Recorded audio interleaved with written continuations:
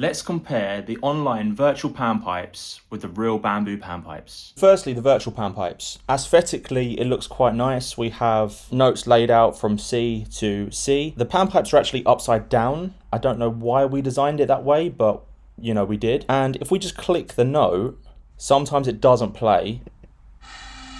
Eventually it does. We're just going to turn that up a little bit.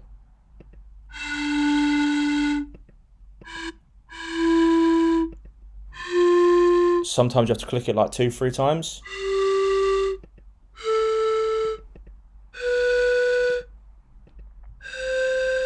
So overall, the notes actually sound great. They're studio quality, recorded, actual panpipe sounds. So they do sound good, but the problem is that we don't actually get much control over the sound, how long the sound lasts, and depending on your internet connection and the playback rate, you know, it may or may not play the actual note. This is where the real instrument changes everything.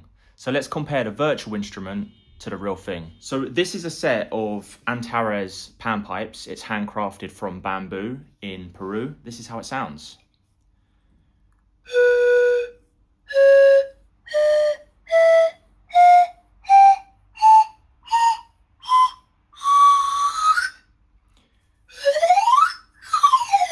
Comparing this, it sounds much better, mainly because you have more control over the sound, the technique. You can physically hold it in your hand. I can play this quietly, I can play it loud, I can sustain for a long time, I can play short notes, like this for example.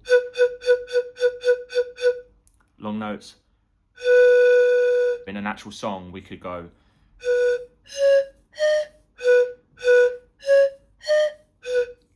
But on the virtual instrument, you know, you may have a bit of lag. Sometimes the notes may not play straight away, and that will not make it a great experience. If you're just exploring panpipes for the first time, I'd highly recommend checking out the virtual instrument.